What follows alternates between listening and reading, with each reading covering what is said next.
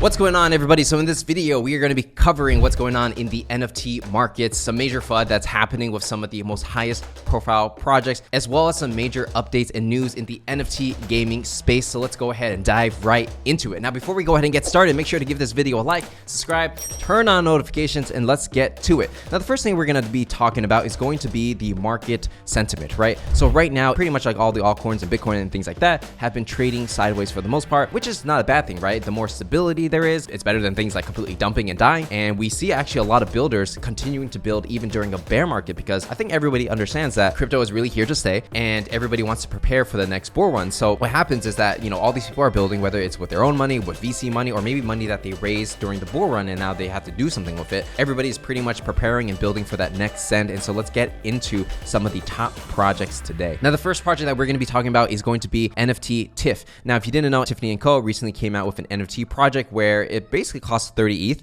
and you're going to get an NFT, and then you're going to be able to use that NFT and somehow redeem a physical item of your CryptoPunk. So this is only for CryptoPunk holders. You're going to basically give your IP rights to the, Tiffany & Co. They're going to use that IP to create a pendant for you and then send it to you in real life using like diamonds and gold and things like that, right? Now, the interesting part here is that the mint price of the Tiffany NFT was 30 Ethereum. Right now, the floor price is going to be 26 Ethereum, meaning that everybody who bought it for 30 is pretty much at a loss right now, pretty much instantly, right? And it's interesting because people are like, oh my God, like even CryptoPunks are like paper hands. But you have to understand that a lot of people bought this in the speculation that they can flip it to make money, but because there's not enough buyers, or maybe that Tiffany & Co. really maximize the amount of revenue that they can get from their audience, there's no one willing to buy it over 30 ETH. And actually, there's no one even willing to buy it for 30 ETH. Now it's like 26 ETH, right? And I think there's also FUD as well, which I don't think is necessarily justified, but we'll go ahead and get into it. So basically, somebody went into the terms of service and they posted on Twitter, it kind of went viral. They're like, by purchasing NFT from Tiffany & Co., you're giving the IP rights that are irrevocable, non-exclusive, royalty-free, license to use your CryptoPunk and underlying intellectual property for that specific pendant. Not a lot of people read the part that this is only for the pendant. Everybody thinks that, oh, like you basically gave them 30 ETH and gave away your rights to your CryptoPunk. Now they're going to use it in movies and things like that, which is not necessarily true from my understanding. Now, again, I'm not a lawyer or anything. Maybe I'm reading this incorrectly, but from my understanding, this is for the corresponding pendant according to their language. But because people don't read, people love a good narrative, people love that FUD on Twitter, a lot of people are saying very negative things about that, and I guess that's why people are selling it, and that's why the floor is under 30 Ethereum. But you know, Tiffany & Co. is a large brand. Probably, I hope they try to do the right thing to change the narrative for their holders, because in this space, narrative is everything. They need this project to be somewhat successful in order to do more NFT drops in the future, right? Because nobody would want to buy your NFT if, you know, this kind of stuff keeps happening every time. And now, speaking of top tier brands, we actually have Moonbirds experiencing a lot of FUD recently, because they recently announced that Moonbirds is going to go CC0. Now, if you don't know what CC0 is, it's basically Creative Commons, and it's like no rights reserved, meaning that other people can use your IP for pretty much whatever they want, right? And so this is an interesting philosophical decision where Kevin Burrows kind of used the example of Ethereum, where he was like, well, you know, because everybody can use Ethereum, it's pretty much permissionless. Everyone kind of gravitated to Ethereum. Everybody wants to build their project on Ethereum, including myself at the Parallax. And it just creates this like whole renaissance of like a new movement of art, freedom, and commerce and things like that. Stemming from that, he believed that by allowing Moonbirds to be CC0, well, people would be able to use the Moonbirds for whatever they want. And then that would also create this whole renaissance of people wanting to use Moonbirds for like anything and get more creative people into it and use the IP and expand the brand even further, right? Now, a lot of people had problems with this because a Moonbird right now, the floor is like 16 Ethereum, which is quite a bit of money for most people. And if you're buying a Moonbird, you kind of want your IP rights to maybe use in the future for a licensing deal. Like Spirit DAO, for example, which we talked about, they collect a lot of rare Azukis, and the whole plan is that one day they will be able to use the rare Azuki IP for different movies, comic books, and things like that, and somehow they should be able to generate revenue. But if everything's CC0, like on Moonbirds, well, it's like even if you own the thing, will people, like, how will you make money on your rare Moonbirds, right? So I remember I saw this one tweet. This guy had a rare glitched Moonbird. You know, he claimed that he had a 6-figure licensing deal because it was a very rare bird. He got lucky with the mint, and then now that deal fell apart because Moonbirds is now CC0. So I think some people who are on the more licensing side and they tried to use the IP for something, they felt kind of burnt, whereas other people, maybe they're like, oh my God, this is the next best thing, right? So different perspectives. I think a lot of people compare Moonbirds to like a Bored Ape or an Azuki or something like that, where like Bored Ape, for example, they want people to own their IP. They want people to start bands, do music groups, do movies, comics, whatever, using their Bored Ape, allowing them to be protected from an IP perspective. But I think because Moonbirds just like suddenly, they just like, one day you have IP rights, Next thing is CC0. It's like, wait a minute, it feels like a bait and switch. And I think that's where a lot of FUD came from. We don't really know what the end result will be, whether this is actually better or worse for the project, because it's hard to say. I guess we'll know like 5-10 years out, but it's very interesting concept indeed. Respect to the Moonbirds team for actually making this move, in that it's a very contradictory way of doing things, and a lot of people disagree, but having the courage to do that, even though you might fail. For me personally, I'm following along to see what I can learn. All right, so enough of these blue chip projects. Let's talk about some upcoming mints that you got to watch out for. There's a project called Ether that recently came on my radar. A lot of people have been talking about it in the Parallax Discord. Essentially, it is an anime project. All they really got is some teaser art, some cryptic messaging. The art is actually pretty good. The artist is Guy 4. I'm not super familiar with his work, but his work is actually pretty solid. He definitely has a nice painting style, and a lot of people do gravitate towards this. There's not too much information about the project, but we do know Crypto Valley, who is,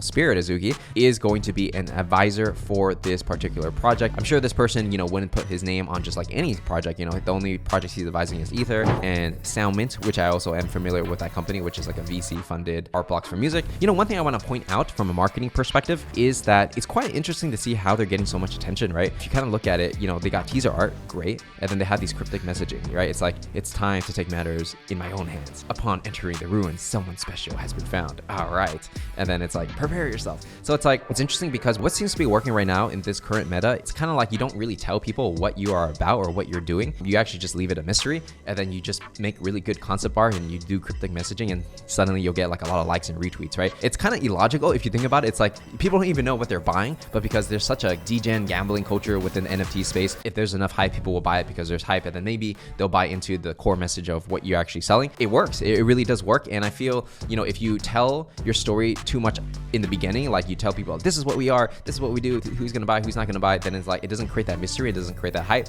But by doing this, you get people like me and other influencers and other alpha groups to talk about it and be like, hey, this could be something. Man, I really think that is the way to build hype. But I think in the end, people will stick around if you have a core offer, a core something of a reason for why people will want to hold. But yeah, interesting marketing example for anybody who is creating projects, or you do marketing for projects, or maybe you're a trader and you want to look at narrative. Right now, the good art and cryptic messaging is the wave right now. And now we're going to move into the next part of this video, which is going to be all about NFT gaming, right? First project we're going to talk about is going to be Valhalla, as you can see from their bio, gaming and culture, and they're really going hard in the gaming. So they have PFP, yes, but the PFP is really just a representation of their community, right? And so they're not trying to be like, oh, we got the best PFP, we got the best art. They're trying to go more of that route of like, this is a gaming community, right? So if you go on their website, it's more like lifestyle driven. So far, there's not too much information about like what this PFP is all about. We are trying to set up a Parallax interview with Val as well, Valhalla. So maybe we'll get all the concrete details on that interview. But one important piece of news that they recently launched was that they have a partnership with Sentinels, is basically a esports team, and one of their biggest teams and successful teams is actually their Valorant team,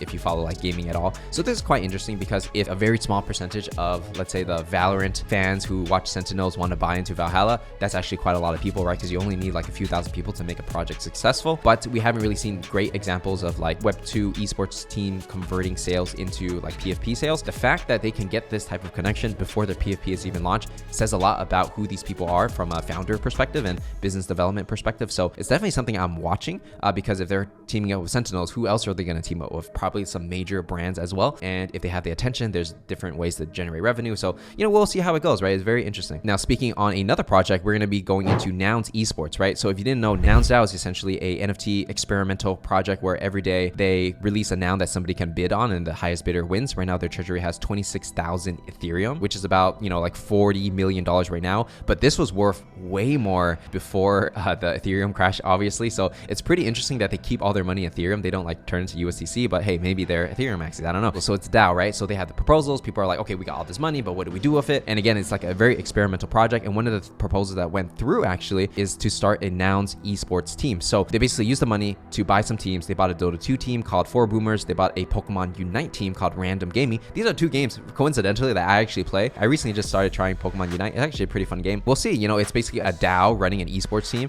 We don't know if it will be successful or not, but the fact that they're doing something crazy and going for it is impressive to me. So it's really interesting to see how Web3 is going to affect these traditional gaming companies in the Web2 space. And just so you understand, most Web2 esports teams, from my understanding, are not profitable anyways. So I feel like a lot of companies are going to raise a lot of money selling NFTs, and maybe they're going to buy an esports team or something like that, because that's just like almost a way to, cash out on all the work that you did to build an esports team, right? And so I think there's going to be a lot more sales going on, especially because, again, like esports teams are expensive. You need a lot of VC money, but if you can fundraise from your community, that's definitely an option. Like why wouldn't I want to buy a PFP that owns like some kind of ownership in certain sense? It's not equity, but in a collectible into an esports team. So every time I watch that team, I'll be like, oh my God, this is my team. I own a piece of it in a sense, right? Speaking of gaming, there's been a lot of news about this project called CubeX, right? I remember I saw this like a while back and I was like, well, it just feels like a 3D project. I don't really know what's going on with it. You know, how does it relate to gaming and things like that? And so now there's some major news about this project. TFG, from what I can tell, somewhat successful entrepreneur, right? Pretty much he has this gaming company where they create content for gamers, and it's like a multi-million-dollar business. And essentially what they're doing is they're taking their NFT company, which is called Chain Tech Labs,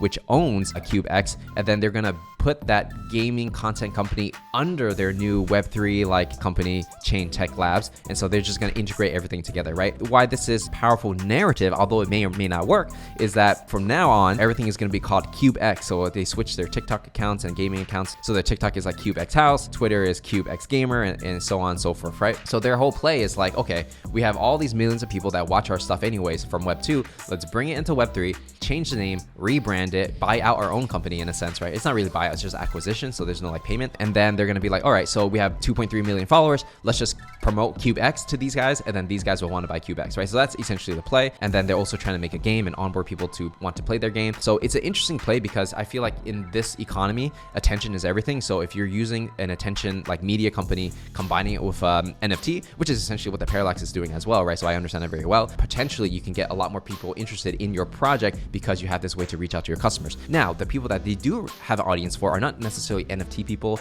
And during a bear market, we don't know like how many of them will convert into an NFT sale, but they do definitely have the attention. They can get their name out there. From a narrative perspective, sounds really good, but then now it's all about, okay, well, what's the game? Will people want to play the game? How will you convince all these people to want to build on top of your game if, you know, we don't know what the game is, right? These are all challenges as a startup has to face, but I am following along because I'm really interested to see how they pull this off, if they can pull it off. Now, moving into a couple independent projects. This guy I recently started following on Twitter. His name is VegaGenesis.eth, and he made this whole music video using his CloneX. And, you know, this is one of the first examples of like someone actually creating like a full-blown music video using a CloneX, and it's like actually moving in VR. Actually pretty cool, right? Like for an artist like this, it's a great way to get exposure within a community because you're gonna get all the CloneX people to buy into this, not like buy into it, but like support this in some senses. This is just an example of using an IP, using it as your PFP, and then turning it into something even more. And so I think in the future, we're definitely gonna see more people like VTubers, for example, maybe different artists that don't want to show their face,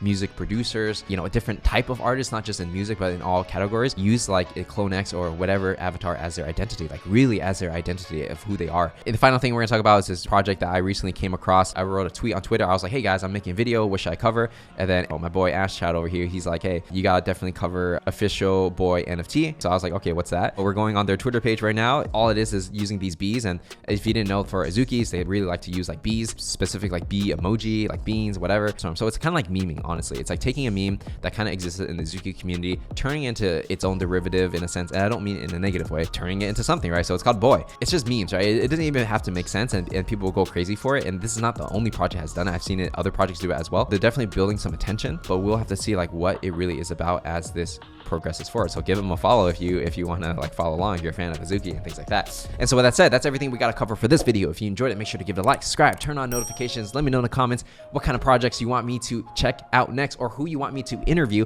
on the Parallax podcast, because we're going to be rolling an official podcast real soon, and I will see you in the next one.